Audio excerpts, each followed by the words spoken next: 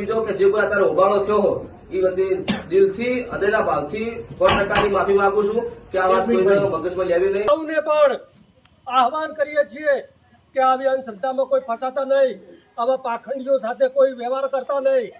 એટલે આજે આપણે આમ તો ગણીએ તો આખા આ અંધશ્રદ્ધાનો પર્દાફાશ કરવાનો છે, આપણા સમાજમાંથી અંધશ્રદ્ધા કાઢવાની છે અને એના મુહિમના ભાગરૂપે હતા.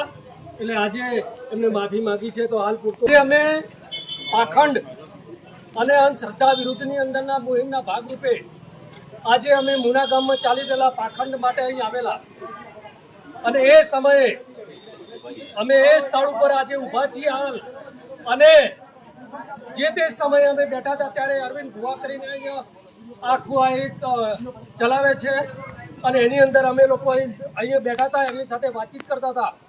તે સમયે એમના સપોર્ટરો અમારી ચારે બાજુ થઈ અમારી સામે એટેક કરેલો અને એટેક કરવાના પરિણામે અમારા સાથે ધક્કામુક્કી થયેલી, અમને ડરાવવાનો પ્રયત્ન કરેલો.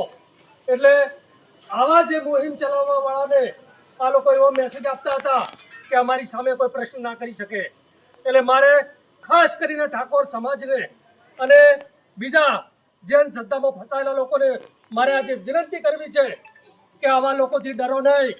આ લોકો તમારી સામે હુમલો કરશે, તમને કોઈનો દેવનો ડર બતાવશે, તમારી સામે જે પણ એવા હાથગંડા અપનાવશે, પણ આવી રીતે ગભરાતા નહીં. અને તમારે ક્યાંય પણ તકલીફ પડે તો અમને કહેજો, અમે તમારી સાથે છીએ. અને આવા પાખંડીઓ ક્યાંય પણ આવે તો તમે અમને કહેજો, અમે હવે કફન બાંધીને ભરીએ છીએ, એવી કોઈ ચિંતા ના કરતા. અને એને માફી માગી છે અને માફીને લાયક તો નથી છતાં પણ માફી માગી છે. એટલે મોટું દિલ કરીને ઠાકોર સમાજ અને અમે બધા એને માફ કરીએ છીએ. અને એનો એક કે બે માણસો જે બાકી છે એના વિડિયા નહીં આવે તો એ પણ કોઈ ગામમાં નીકળી ના શકે એવી રીતનું અમે કરશું. એટલે આજે તમને સૌને પણ આહવાન કરીએ છીએ કે આવી અંધશ્રદ્ધામાં કોઈ ફસાતા નહીં, આવા પાખંડીઓ સાથે કોઈ વ્યવહાર કરતા નહીં. એટલે આજે આપણે આમ તો ગણીએ તો આખા આ અંધશ્રદ્ધાનો પર્દાફાશ કરવાનો છે, આપણા સમાજમાંથી અંધશ્રદ્ધા કાઢવાની છે અને એના મુહિમના ભાગરૂપે હતા. એટલે આજે એમને માફી માગી છે. તો હાલ પૂરતું આપણે આ ચેપ્ટરને પૂરું કરીએ છીએ, પણ કોઈ જગ્યાએ આ લોકોને કોઈ ગામમાં ઘૂસવા ન દેતા એવું તો આપ સૌને આહવાન કરું છું. બોલો સદારામ બાપાજી જણાવવાનું કે આજે મોડલ છું નાયકણ જીને અમારા ઘરે આવ્યા હતા મુના માતૃકા મંદિરે. એટલે જ્યાં ત્યારે આવ્યા ત્યારે એમને આપણે યમન ગતિ કરોડાઈ બેહાડ્યા, ખુરશી આલી અને એમને મને બે ત્રણ સવાલ પૂછ્યા કે ભાઈ આ રીતની વાત આ બધું હોય એવી અમારી બે વચ્ચે ચર્ચા ચાલુ હતી, બરોબર. અને એન્ડમાં વાત થઈ કે ભાઈ તમે આવ્યા છો, તમે પૂછ્યું છે, બરોબર, એટલે શાના માટે પૂછો છો? એટલે એમને કીધું કે અમે તમારું આ બધું ચેક કરવા માટે આવ્યા છીએ, બરોબર.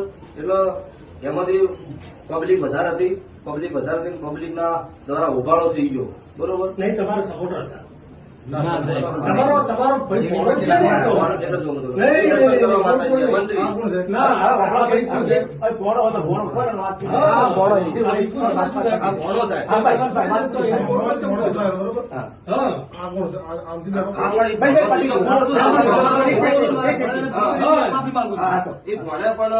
જે કોઈ કર્યું એને કાયદેસર માફી બતાવું છું ભાઈ, બરોબર. એમાં કોઈ બીજી વાત નહીં છે કે ખોટું કર્યું છે ઈ તો એના ઘેર જતો રહે, ભોગવવા અમાર થાય એવો ધંધો કરવો નહીં, ભલે મારે ઘેર નહીં આવે ચાલશે. પ્રશ્ન બીજો કે જે કોઈ અત્યારે હોબાળો થયો હોય એ બધી દિલથી હૃદયના ભાવથી 100% માફી માંગુ છું કે આ વાત કોઈને મગજમાં લેવી નહીં. અત્યારે અમારા દ્વારા મંત્રી દ્વારા બધી વાત થઈ હોય, બરોબર, એ બધી 100% માફી માંગુ છું. કેમ કે મારા ઘરે બબાલ થઈ હોય, કરવાવાળાની વાત તો થાય પણ નોમ બદલમ અમારું થાય, અમને ખોટું લાગે, પરિવાર જેવું આડું પાડું કામ છે. એટલે દરેકને આ માધ્યમથી જણાવવાનું કોઈને આ વાતનો મન દુઃખ રાખવું નહીં. તો અમારો પરિવાર છે, કાલ દાડો ભેળું રહેવાનું છે. એટલે કોઈને મગજમાં ખોટી વાત નહીં, ખોટી વાતમાં લેવું નહીં. જય માતાજી.